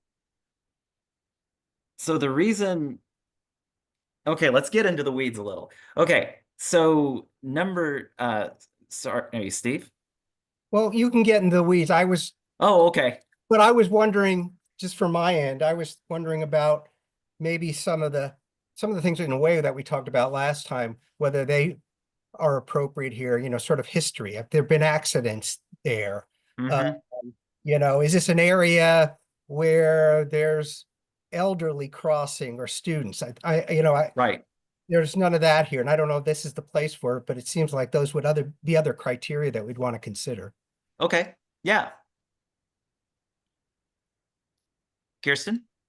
I agree with that. I think that that could be a numbered thing saying that prioritize areas with vulnerable users, meaning children or elderly people or people who might be using micromobility such as wheelchairs. Okay. But I really like that you put the Minneapolis link in, and not just because I'm from Minneapolis, but a lot of people think of Minneapolis as one of the best bike friendly cities. And I will say that it's also one of the best pedestrian cities. And I actually feel that Minneapolis has done a better job with a pedestrian infrastructure than even the bike infrastructure. They got I think it was a $25 million grant about probably over 10 years ago now in Sheboygan. I think it was Sheboygan or was it Manitowoc? One of the two. It was Also got Sheboygan, Mary Ebeling Sheboygan. ran that. Yeah. Sheboygan, yeah. And so I've not been to Sheboygan much. I hear there's a great brewery there, but but Minneapolis, I agree. Being from Minnesota, I've been very impressed with what Minneapolis in particular has done.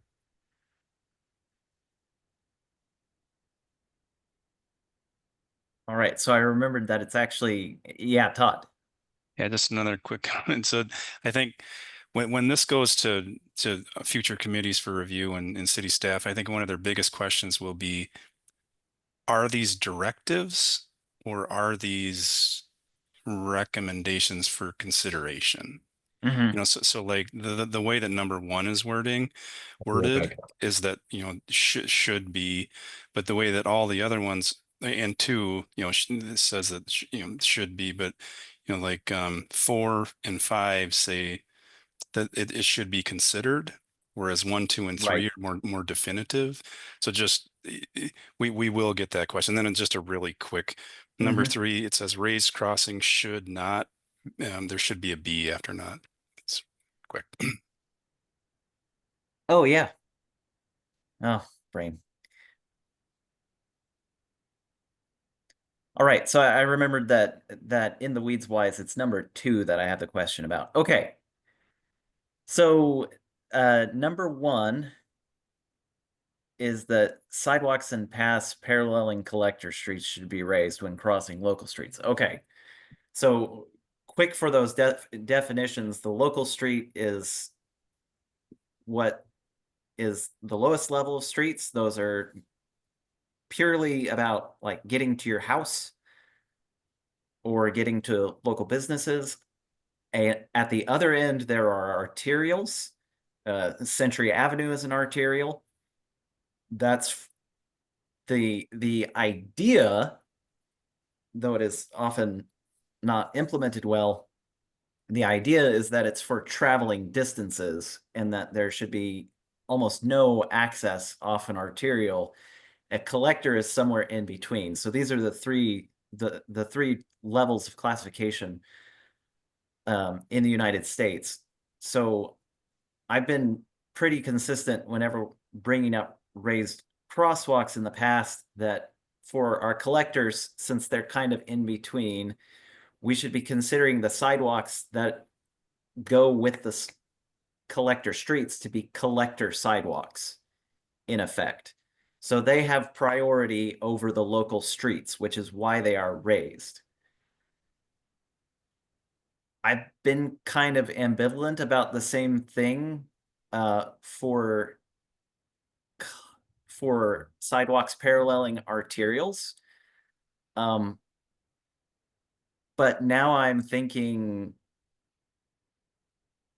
so in general, I'm thinking so long as that same rationale seems like it should apply.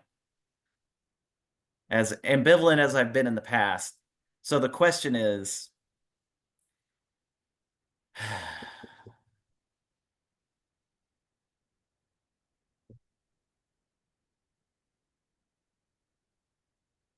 if we're applying the logic that more traffic means raised crosswalks paralleling, then we should probably apply that consistently to arterials. That would mean, just as an example, Park High is a collector and Century is an arterial. So that would tend to point in the direction that when we reconstructed that intersection, we would want raised intersections for the sidewalks following Century, crossing Park and High. Am I making sense, or am I too in the weeds at this point? I think you're in the weeds, but I think it makes sense. I guess what I'm wondering is there a general way to describe what we would say should be done, and then where things could be considered? I'm looking at on my screen, I'm looking at like number 4 raised all kinds of questions for me, because what is a pedestrian way and why is bike path or mixed use path not defined in the same way as paths? You know, so like how are pedestrian way, bike Yeah. path, and mixed use paths not sidewalks and paths? I mean, it, you know, so I was confused there. But aren't we saying in 1 and 2 that when these paths are paralleling a higher classification street, it should be raised when those paths or sidewalks cross a lower classification of street? Isn't that the generic statement for Yes. 1 and 2 and 4? And 4, yes. And I think we should just think of the terms here as a route that pedestrians and bicycles, you know, a route dedicated for pedestrians and bicycles is really what Tad is getting at, I think. Yeah. Right. It doesn't matter what it's called. It's a ped bike route or facility. So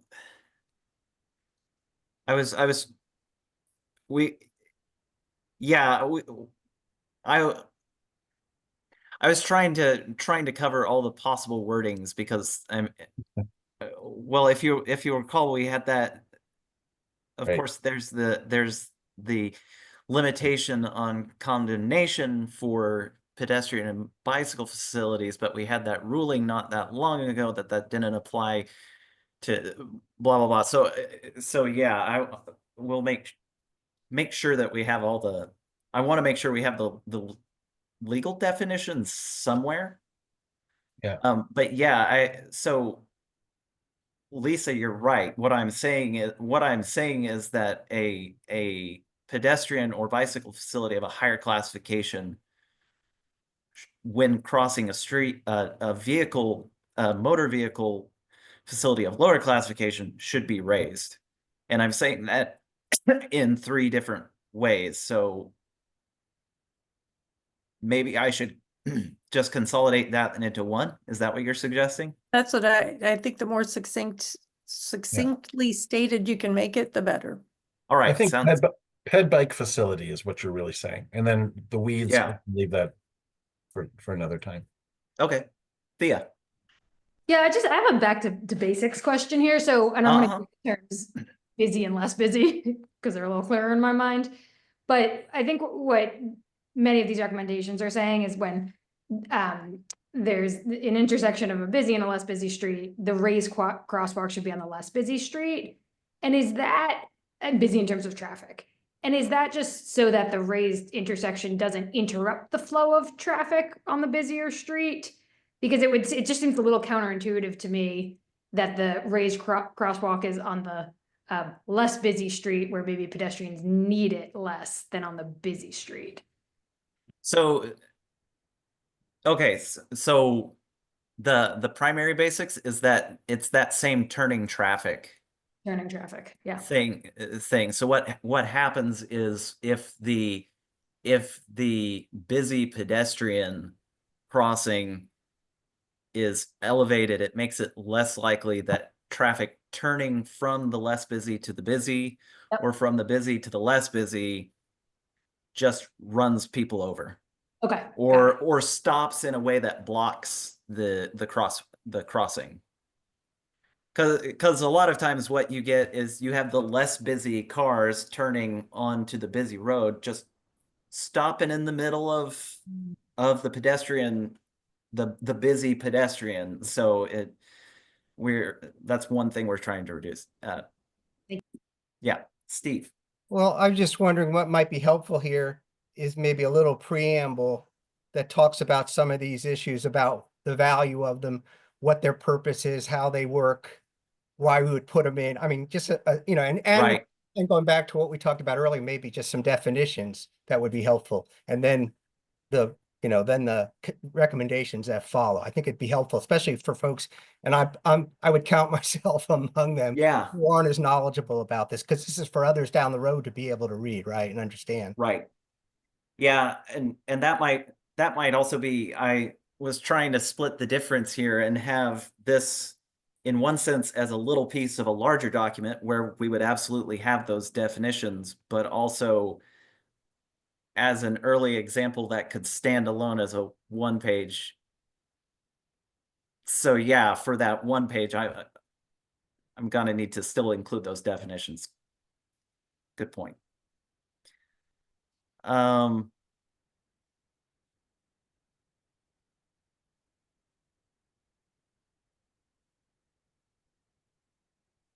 Would you like us to, Tad, how about we can edit your memo here based on the discussion? I don't know if maybe you're still discussing it further, but we can tweak this, you and I, and then bring it back. Okay. Sounds good.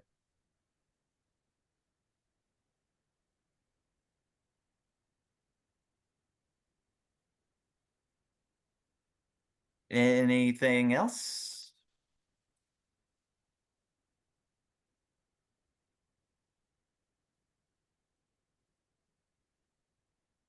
All right. Then let's move on to number 4. Promoting transit.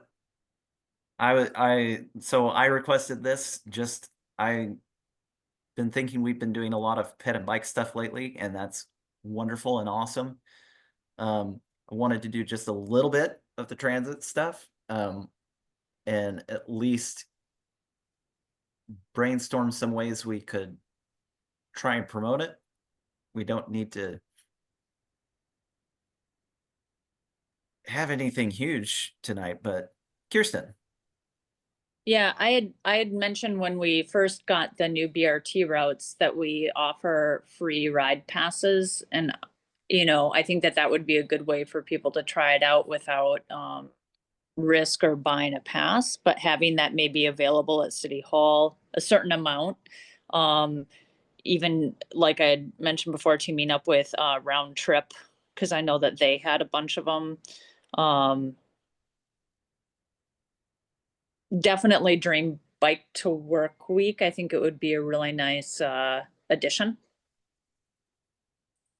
Just to clarify, so in case Thea and others don't know, Round Trip is the Metropolitan Planning Organization's ride sharing program. I don't know how else to describe it than that, but it's basically a regional effort to promote round trips via, well, transit in particular, but non-motorized single occupancy vehicle trips. And then what I would add to that is if I may, Tad, I had suggested that we have one of the BRT buses available at a public event. Specifically, I suggested the Santa lighting, but it was considered that the tree lighting, I should say, but that was probably too congested a time to have it. But having the BRT bus available as a demo that people can get, as part of some event this summer, maybe during bike week or some other event, but where people can board the bus and learn how to, not be intimidated about the fare and just learn how to use it. Basically have a hands-on demo. Ideally coinciding with some other previously scheduled event, maybe like a safety day or the National Night Out or something like that. How about one of the concerts on at Stone? We could have, I don't know if the streets would allow that at one of the concerts. The Good Neighbor Festival? Ooh, that would be good. Well, That's late, but yeah, I mean, I thought of that too. It's almost too big, but yeah. But anyway, just all I want to do is convey the idea of having a BRT bus here, that people can board it and say, oh wow, cool. This isn't something to be intimidated by. I know this is how I use the system and just having the bus there. Yeah, who would we need to I talk to about that? I already started those discussions and then we Okay. decided not to proceed with it. But I just wanted to see if you like the idea and we can brainstorm when would be a good time to have it. But I just, I think that'd be a good way to promote it. Yeah, I think that sounds cool. So we could brainstorm a time later. Well, if you've got ideas, you Or can I have individually too. I don't have yeah. Okay. I like I mean, a Stonehorse Green event, something earlier in the season maybe is better. I like the National Night Out idea, but that's focused there is safety more. I don't want to detract from what others are doing either. So maybe maybe it is a good bike week. Actually, you know what? How about this? Let's make it a bike week event. And because there's a bike component to those buses to show how to get your bike on the bus. Yeah, let's aim for that. And then I'll work. That sounds good. Yeah. Now, it would probably be better to do that on a weekend when more of those buses are available, but obviously Metro Transit, we have to coordinate with them and there's payment you have to pay for the driver and all that. Yeah. But have it be a bike week event. And I think that we could probably get Hubbard Diner. They've been really bike friendly in the past to I don't know, have cookies available. Stupid little draws like that will get more people, especially with kids. Maybe they could make BRT and bike cookies for the event or something like that. Yeah, yeah, like the bike spokes, a bike wheel with the striping on it. Sure. Articulated cookies. Yeah. Sell them too if they want. Yeah. Thea. Yeah, I was just thinking, I mean, kids love buses. That's just a fact, like little kids, especially those who ride the school bus. So there's got to be something there that we can tap into. And then I loved Kirsten's idea of the free bus passes. I was also thinking if there's any sort of pocket size maps with the stops, I could see that also just being a friction point and that folks don't know where they can get to on the bus or where the nearest stop is close to them. So that could be, if there's anything like a wallet size card that could go along with the free passes, that could be something to consider. Brad. Can we name a bus? as like as a contest just to sort of raise awareness? I do not know.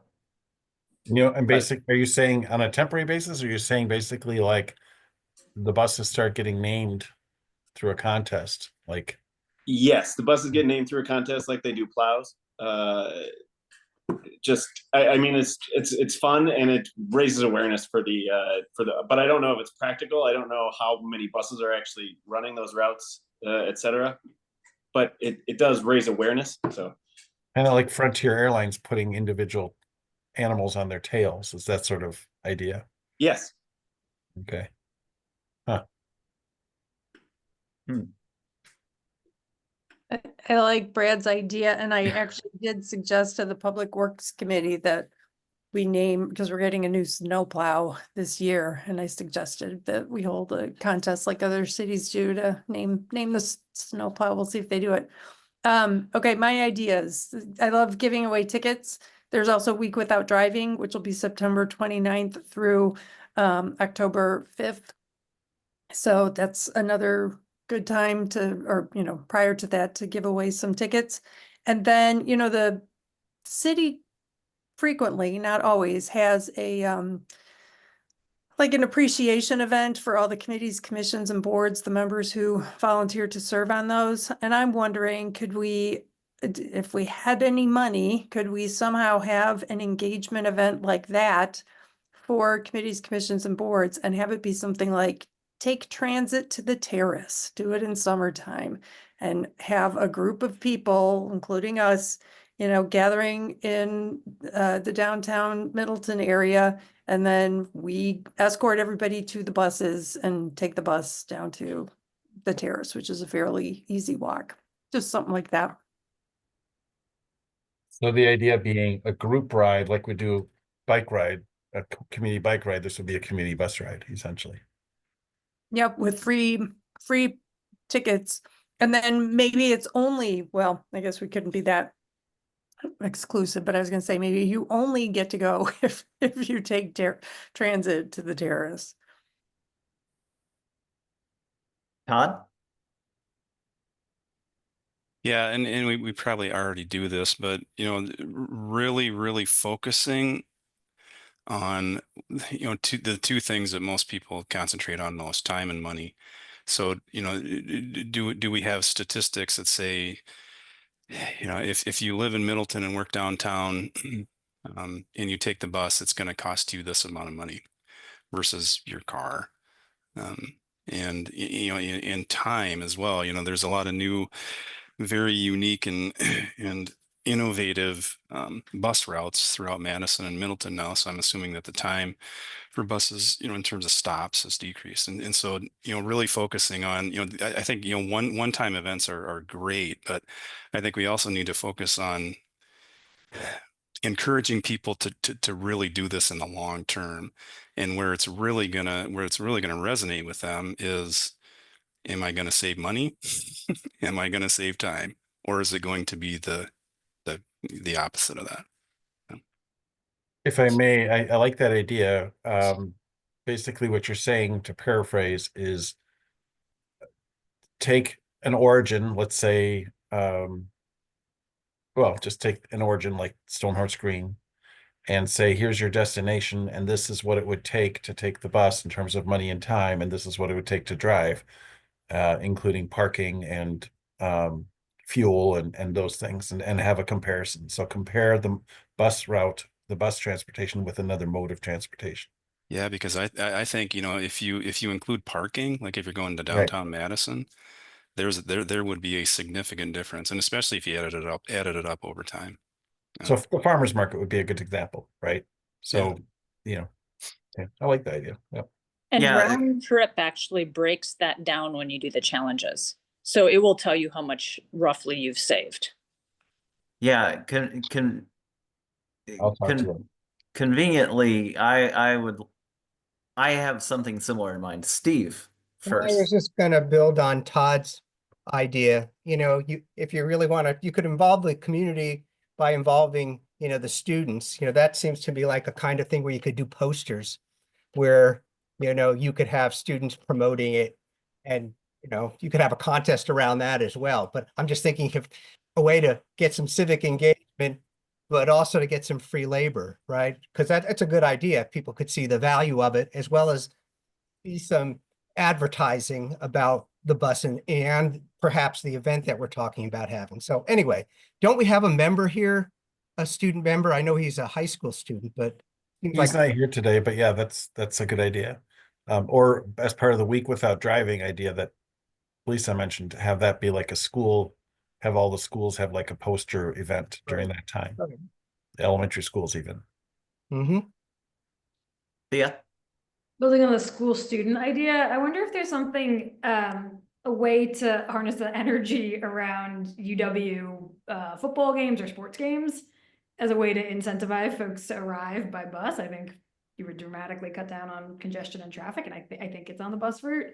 So I don't know what that would look like. It could be a prize giveaway for anybody who rode the bus. I don't know, something to think about.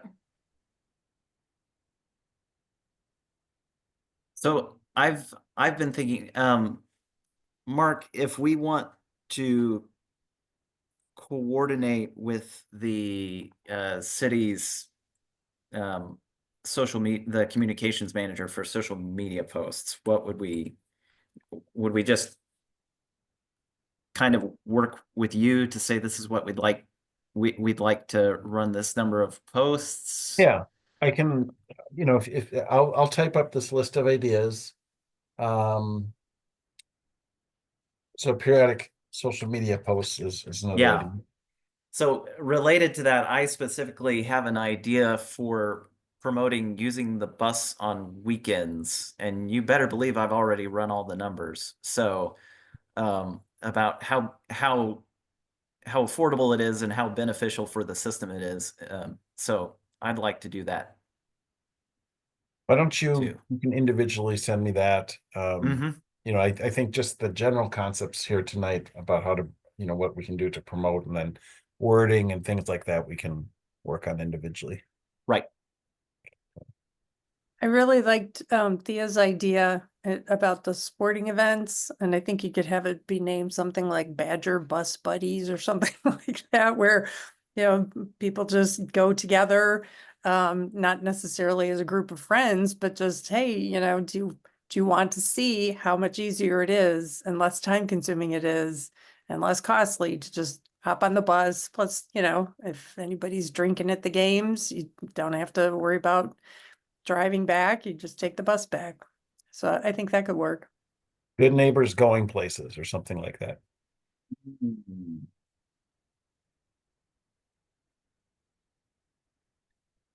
All right. If we have more, I think we will bombard Mark. Item number 5, committee membership. Lisa? Yes. So at long last, the council is getting close to considering an ordinance change that would eliminate the plan commission liaison to this committee and would change the direction of the liaison relationship between this committee and Public Works, so that this committee taps someone to serve on Public Works instead of the way it is now. So the question is, with those two changes, by eliminating the plan commission rep and then essentially eliminating the Public Works rep, that will take the committee membership down to 8. So the question is 8 all right? Do you want to have an odd number of people, which we don't have now, we have an even number, but do you want an odd number to avoid tie votes? And if you do want an odd number, should we add a resident member or subtract somebody to get to 7? May I ask a clarification of what Lisa said? I understand if you eliminate the planning commission liaison, that brings you down to 9, but how does having this committee send a representative to the Public Works Committee? Were you talking about a representative of a member of this committee being that representative? Well, right now, one of the members is a representative of Public Works. Right. So if Carrie Schuffner, for instance, was not tapped by Public Works to be on this committee, that would take us down to 8 members. If Carrie and I are both gone, that means I we're down see. to 8. I interpreted what you said a different way. I interpreted that there would still be a committee member, a ninth, we'd be going down to 9 committee members without the planning commission member, and one of the 9 members would go to Public Works. So that's why I No. didn't see how you got to 8. No, I I mean, understand that. technically, if Carrie were appointed to this committee and served on Public I Works, understand. that would Yep. work, but no. We'd lose 2 members. Understood. Yep. Not many, I think, I can only think of one other committee that's got 10 members, and that's sustainability. Being down to 8 might not be a bad thing, and I don't know that having tie votes is necessarily a problem on this. Well, but what I would like to strongly recommend is that you have an odd number. I find even numbers difficult in committees in my lifetime, with the city and previously, because with 8 members, with 10 members, you need to have 6 people present. With a 9-member committee, you only have to have 5 members present. It's just easier to achieve quorum. So that would with- be my recommendation. With 8, you also have to have 5 to achieve quorum. So Right. But you have Yeah. one more person, excuse me, with 6, whether you have 8 or 9, it's the same requirement for quorum. correct.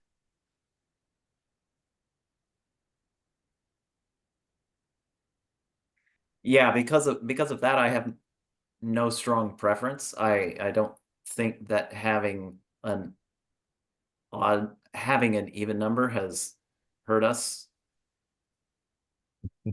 I haven't noticed anything anyway. We haven't met on a couple times because I couldn't get a quorum. It's because you don't see the effort Right. that goes into the trying to Well, find a that's quorum. true. That's true.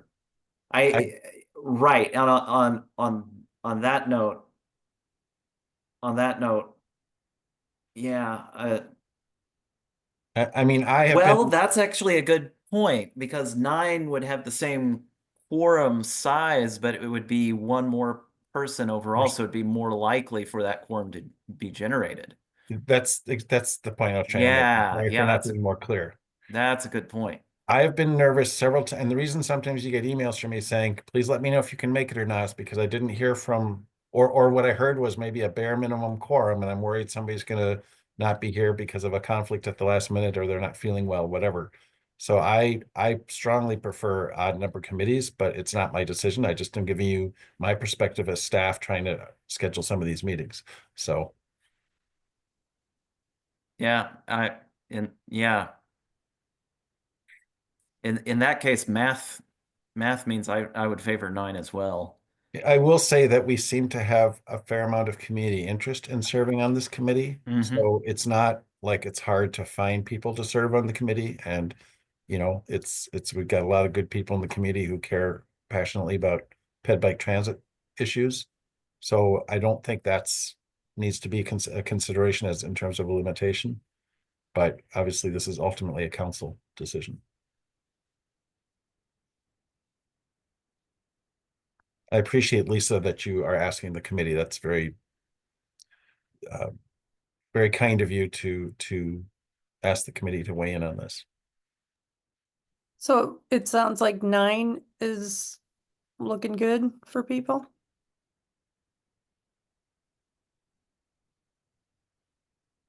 Okay. All right, that's what I'll recommend then. Thank Oh. you. I'll reflect that as a consensus if no one's objecting to it. That's good to me. Staff updates. Very briefly, we are going to have a Cayuga connector path project this year. It's budgeted. I probably have mentioned that before. The bid documents are being put together right now. DOT is on board with the modifications that have to happen at the intersection with the on-ramp and University Avenue by the fire station. The fire station's been updated. I'm working on getting an easement that we need exactly one easement from a property owner who last year was supportive. So that documentation was finalized today. I just need to send it to the property owner now. And DOT, oh yeah, I said DOT was on board. Yeah. So also it looks like all systems are go. We don't obviously know what the quotes are going to come in yet, the bids, but we will know that in May, or I mean in March, excuse me. I think that's all I was going to say with that. And I just realized I don't have the work plan. I don't think I had that in the packet.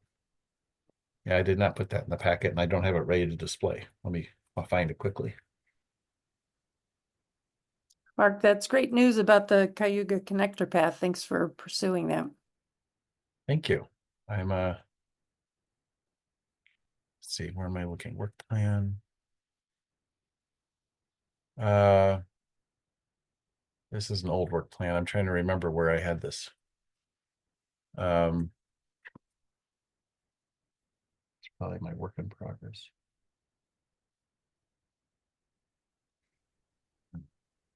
Well, I was going to suggest that in the interest of time, could we postpone this item until next time? That'd be fine. I've got enough on my plate with what you've discussed and Yeah, I think most of what we were talking about on the work plan we discussed tonight, so I think that's okay. fine with me. All right, so we are at the end of our agenda. Remember to email Mark if you have things you want to discuss at future meetings, and we are adjourned. Thank you, everybody. Thank Thank you you. all. Have a good night. Bye. Good night.